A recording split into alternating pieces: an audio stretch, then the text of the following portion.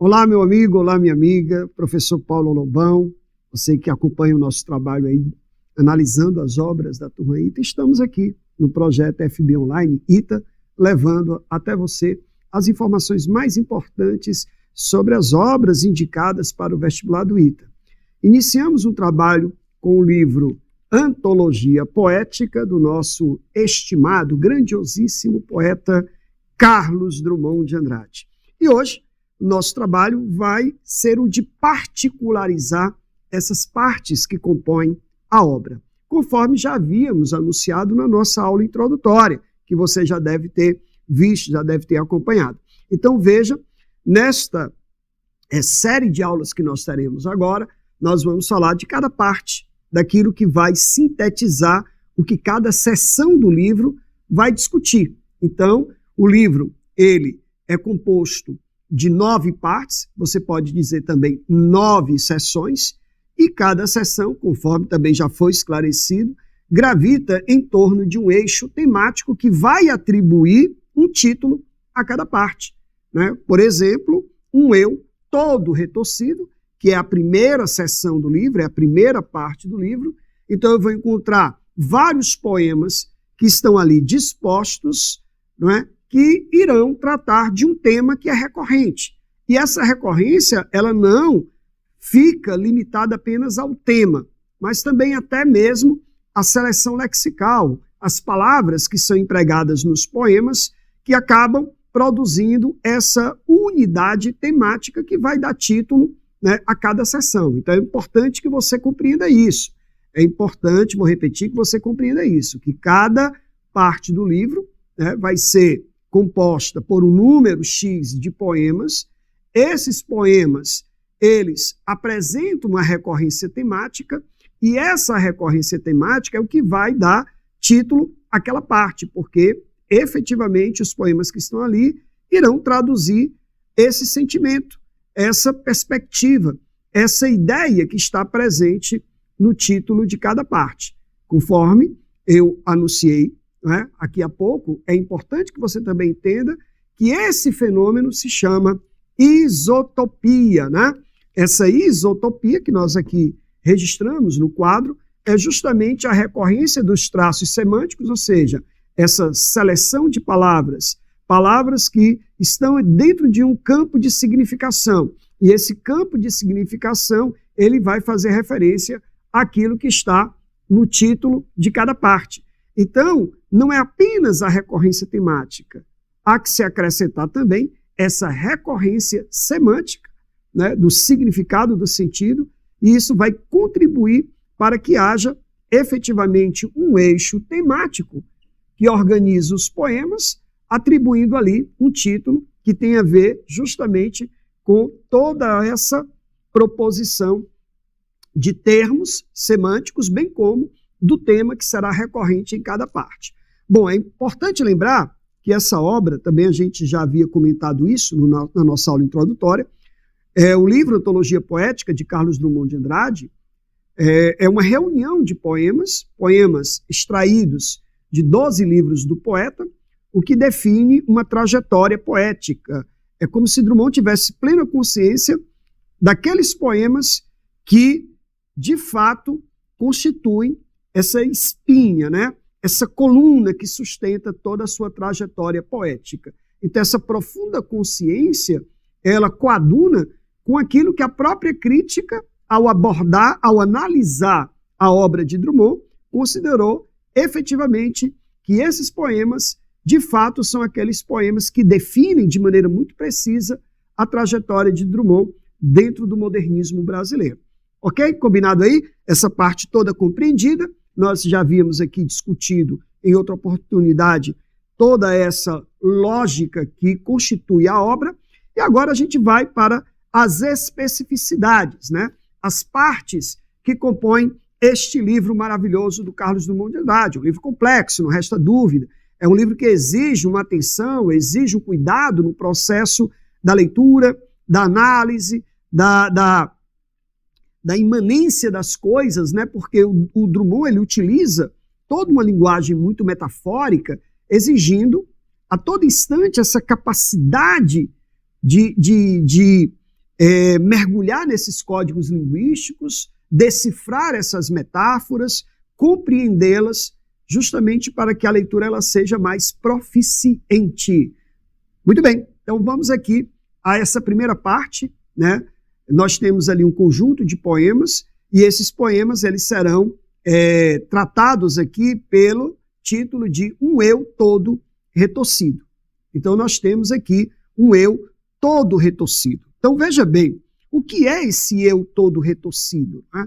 Então, para compreender esse eu todo retorcido, nós perceberemos que nos poemas aqui apresentados para a apreciação do leitor, nós perceberemos um Drummond em conflito, um Drummond inadaptado, um Drummond solitário, um Drummond que se distancia desse universo, desse mundo, um Drummond que, dentro desse contexto, é um sujeito gauche, é um sujeito inadaptado, é um sujeito que se esconde por trás dos óculos e do bigode. É aquele sujeito que olha para o mundo e vê esse mundo cheio de pernas, essa multidão, então ele prefere ficar à distância, isolado, né, no seu retorcimento, na sua inadaptação. Então, nesta primeira parte, nós encontraremos vários poemas que irão revelar esse eu em conflito, esse eu, não é, que diante do mundo ele faz esse distanciamento, esse afastamento, não é? E se distancia, e nesse distanciamento esse eu, né, esse eu revela-se inadaptado. Daí o conflito, solitário, né, distante, então incapaz de interagir, incapaz de comunicar. Então ele é o gauche, o torto, aquilo que está torto. Então veja que nós teremos aqui um sujeito inadaptado, deslocado, então o eu lírico vai experimentar uma esmagadora sensação de abandono, e isso o torna, né, melancólico, esse sujeito que se esconde, né? Então, surge dessa sensação esmagadora, desse sujeito inadaptado no mundo, o conflito, e esse conflito provoca o distanciamento do sujeito. Então, esse sujeito se apresenta ao leitor como um eu todo retorcido, esse eu que se fecha, né?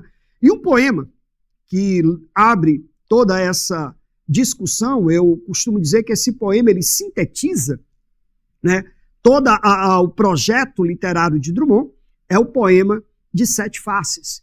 E é curiosa essa denominação, poema de Sete Faces, porque é como se nós tivéssemos ali sete faces desse Drummond retorcido, sete faces desse poeta, né, camaleônico que é Drummond, que durante a sua carreira, a gente tem que também internalizar essa informação, ele vai vivendo fases, né? É como se o poema de Sete Faces, ele antecipasse aquilo que vai definir a trajetória poética de Drummond, um poeta de várias faces, né, de múltiplas faces, um poeta multifacetado. Muito bem, então observando aqui o poema de Sete Faces, já fizemos aqui uma reflexão sobre o título, e aqui a gente escolheu uma estrofe, né, para a gente poder apreciar e entender isso. Eu costumo dizer que essa primeira estrofe define muito bem aquilo que é Drummond, nesse primeiro instante, né, que é essa fase da literatura dele chamada de fase gauche. Observe que essa fase gauche significa o torto, né, o inadaptado, aquele que está à margem, aquele que se mantém distante, né, aquele que está numa situação das sombras. Então veja que o poeta diz assim: quando nasci, um anjo torto, observe, né, a seleção lexical, a escolha da palavra, né? Não é um anjo de luz, não é um anjo que vive na luz, é um anjo torto, né? A palavra torto, ela já coaduna com a palavra sombra. Tá? Então, quando ele diz aqui, né, um anjo torto, desses que vivem na sombra. Então você pega a palavra torto, você pega a palavra sombra, né, e observe claramente que a semântica, ou seja, há uma recorrência semântica, uma isotopia, e isso vai coadunar com a palavra gauche. Então observe que a escolha vocabular, ela tem um peso, ela tem uma importância, porque essa escolha vocabular, ela encontra sustentação na palavra gauche, porque gauche quer dizer aquele que é torto, aquele que está à esquerda, não do ponto de vista ideológico. Coloque isso na sua cabeça, não é um ponto de vista ideológico, até porque ideologicamente a poesia de Drummond, né, do ponto de vista social, que vai flertar ali com o socialismo, isso vai acontecer na década de 40, quando ele começa a sua trajetória como poeta social por meio da publicação do livro Sentimento do Mundo. Você está me entendendo? Então preste atenção. Então veja que torto e sombra, essas duas palavrinhas, semanticamente elas se coadunam com a palavra gauche, porque a palavra gauche significa aquele que está na sombra, aquele que está à margem, aquele que se esconde. Então note que eu vi um aspecto e eu já percebo um ponto importante, que é essa isotopia semântica, essa seleção lexical de palavras, e essas palavras elas vão se arranjando dentro do texto, elas vão se aproximando pela carga semântica que elas trazem, coadunando com a ideia de gauche. Agora veja bem, vamos voltar aqui um pouquinho à nossa leitura, né?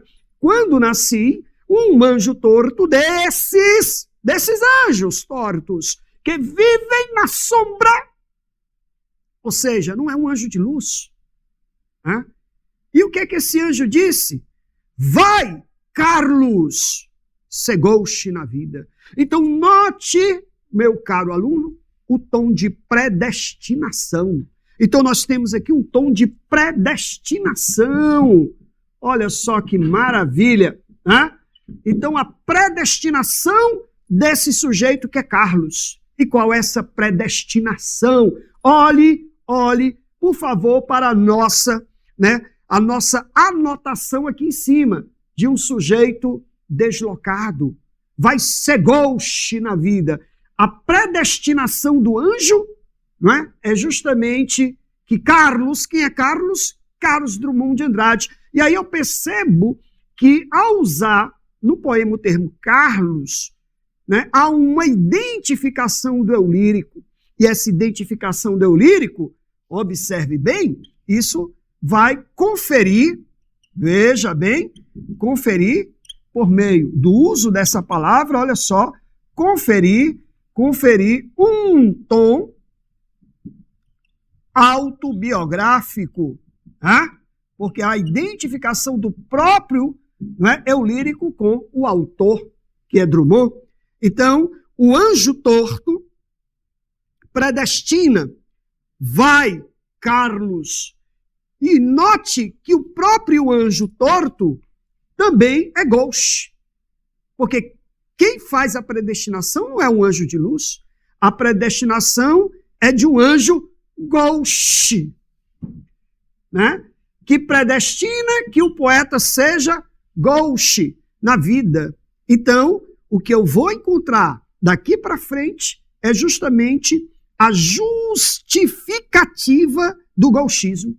Então, todas as outras estrofes, quando ele diz: as casas espiam os homens que correm atrás de mulheres, a tarde talvez fosse azul, não houvesse tantos desejos, o bonde passa cheio de pernas, pernas brancas, pernas pretas, aí a metonímia, né? A figura da metonímia, veja bem, o bonde passa cheio de pernas, pernas brancas, pernas pretas, amarelas. Note que pernas brancas, pernas pretas, amarelas, também metonímia, para falar da identidade racial, né, das pessoas que estão nos bondes, porque ele diz: o bonde passa cheio de pernas, pernas de pessoas, a parte pelo todo, metonímia, né? E aí ele continua a metonímia, pernas brancas, pernas amarelas, pernas pretas, aqui são as identidades étnicas, né, pelas palavras brancas, pretas, amarelas, eu vou identificando as etnias. E aí o poeta diz, para que tanta perna, meu Deus? Quer dizer, a multidão assusta, a multidão incomoda. Então esse poeta se sente o quê? Inadaptado, né? Para que tanta perna, meu Deus? Pergunta o meu coração, né? Porque aquilo, a multidão, o mundo inquieta o poeta, né? O mundo inquieta o poeta. Por que inquieta o poeta? Porque aquela multidão o incomoda, inquieta o seu coração. E ele diz mais, o homem atrás do bigode é sério, simples e forte, resiliente, né? Mas ele se esconde. Então a ideia do homem atrás do bigode, atrás dos óculos, na verdade uma ideia do sujeito que se esconde por trás desses elementos, justamente para simbolizar essa ideia de um sujeito que se distancia do mundo, que não interage com esse mundo, que não se comunica com esse mundo. Simplesmente aquilo que foi predestinado pelo anjo. Vai, Carlos, ser gauche na vida. Então o Carlos vai ser tão gauche quanto o próprio anjo, porque não é o anjo de luz, é o anjo que vive na sombra. E se é o anjo que vive na sombra, ele profetiza que Drummond também vai viver na sombra, que vai ser gauche, um sujeito deslocado, um sujeito, né, esmagado por esta sensação, né, de inquietude. Por isso que na sequência do poema ele diz assim, mundo, mundo, vasto mundo, se eu me chamasse Raimundo, seria uma rima, não seria uma solução. Quando ele diz isso, ele quer dizer que a poesia não é suficiente, né? É a incomunicabilidade, que a poesia, o poeta declara que é a escritura, que escrever não resolve seus problemas.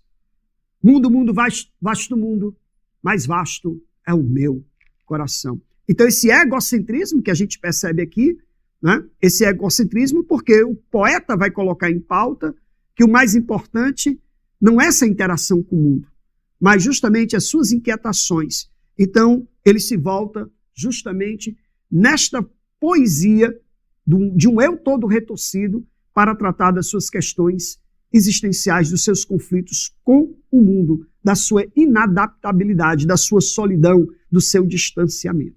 Então o poema de Sete Faces, ele é o poema que inicia essa primeira parte, mas ele é a síntese de tudo aquilo que eu vou observar nos poemas que estão, né, mais adiante.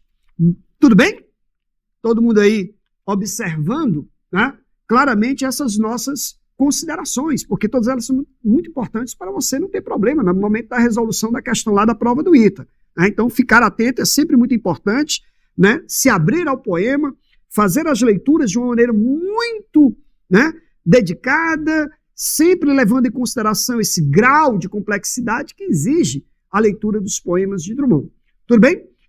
Bom, dando sequência a essa primeira parte do livro, nós colocamos aqui mais alguns exemplos de poemas, trechos de poemas, que estão aí, né, no primeiro bloco daquela parte que a gente delimitou, um eu todo retorcido.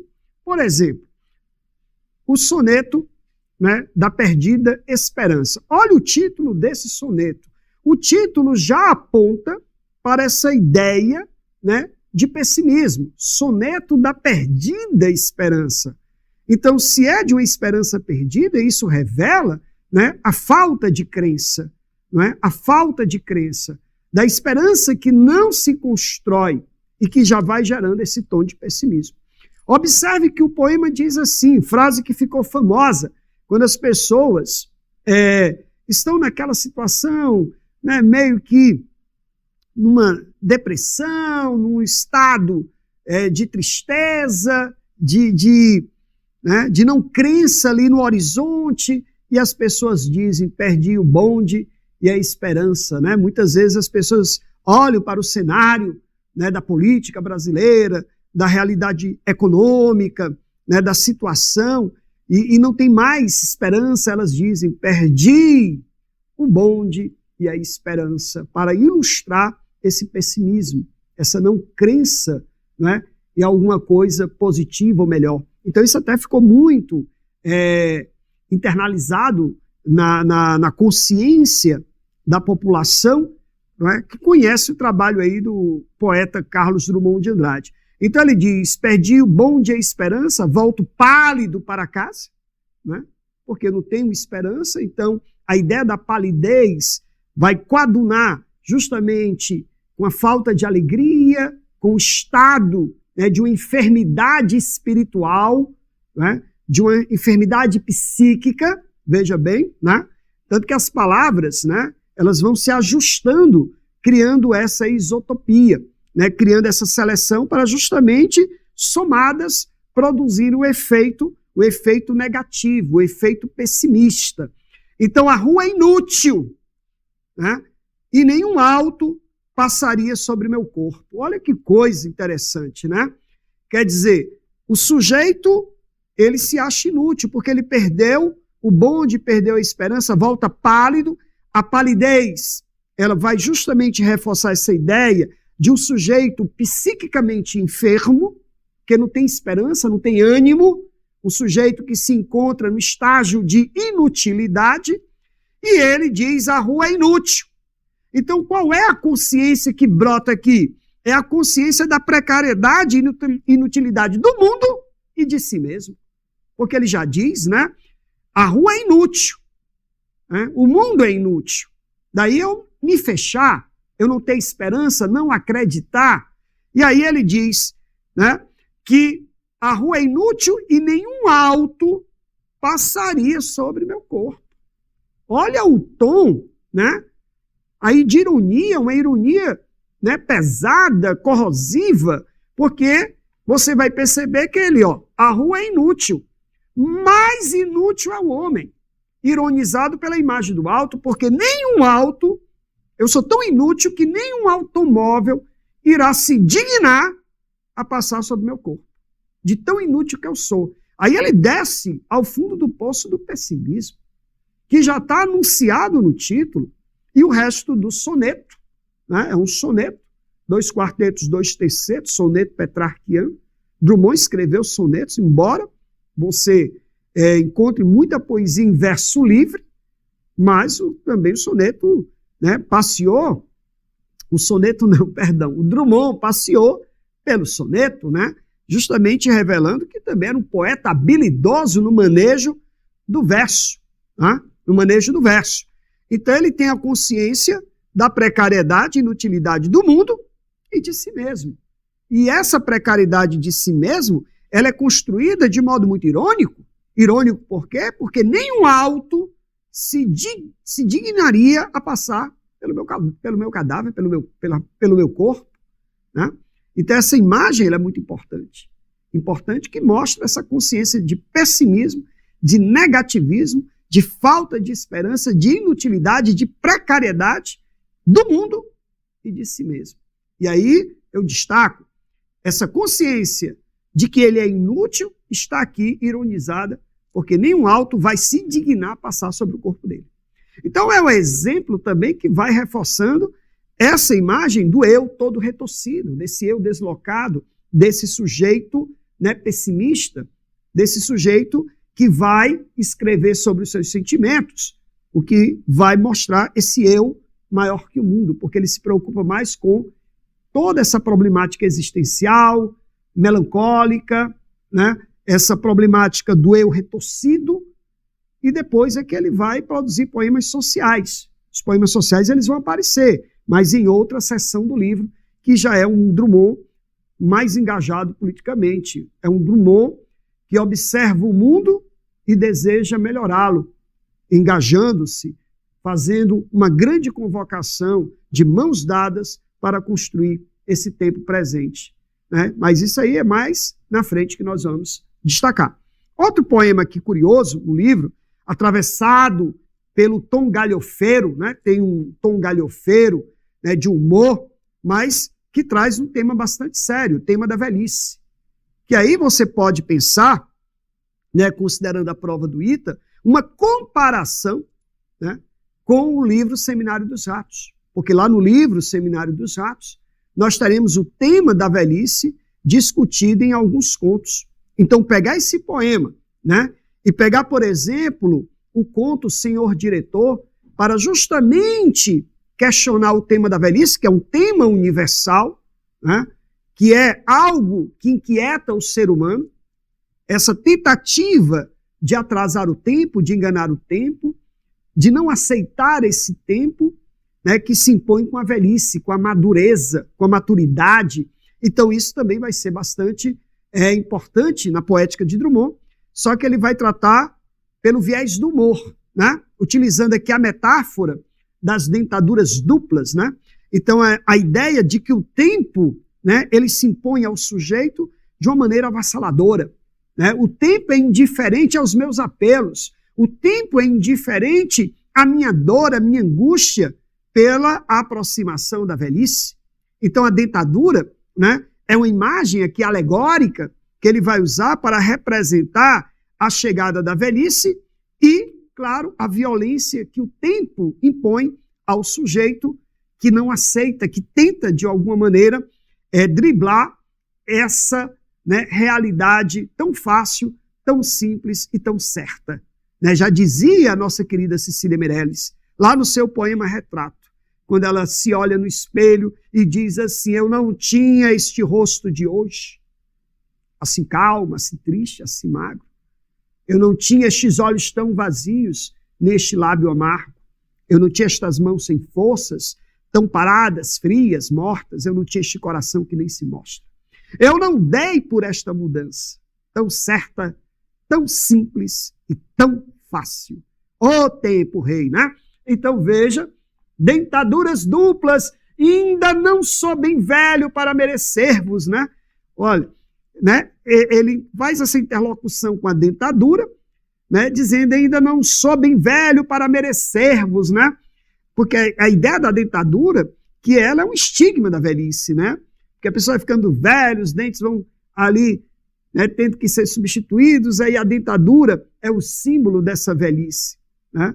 Então, ele tenta ali, né, de certa maneira, contestar a chegada desse tempo da velhice, representada aqui pela dentadura, que é, na verdade, essa máquina, essa dentição mecânica que vai triturar, né? Então é uma metáfora desse tempo que tritura, esses dentes mecânicos que vêm triturando com muita violência a vida, ceifando-a com a chegada da velhice. Então é um poema muito curioso, porque ao mesmo tempo que ele usa esse fator do humor, esse tom galhofeiro, ele vai discutir um tema muito sério. Então, por trás desse humor, vem justamente essa temática profundamente universal, né, atemporal e que tanto inquieta o ser humano.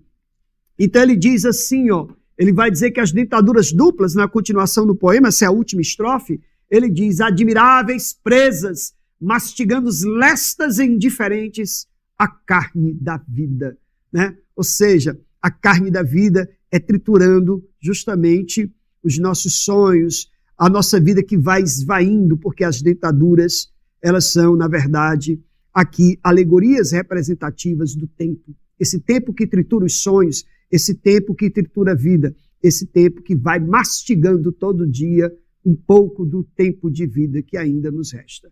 Então, a voracidade do tempo, né, lestas indiferentes, a voracidade do tempo. Então aqui funciona como uma metáfora. Essa dentadura é uma alegoria desse tempo que tritura, né, que tritura a vida. Muito bem, meus amigos, minhas amigas, a gente encerra aqui o nosso encontro de hoje. Espero que vocês tenham aproveitado essas observações, esses comentários, essas considerações, e tudo isso possa ajudá-lo na compreensão dessa primeira parte da obra. E eu espero você para um próximo encontro para nós discutirmos a segunda parte do livro. Até lá, um grande abraço.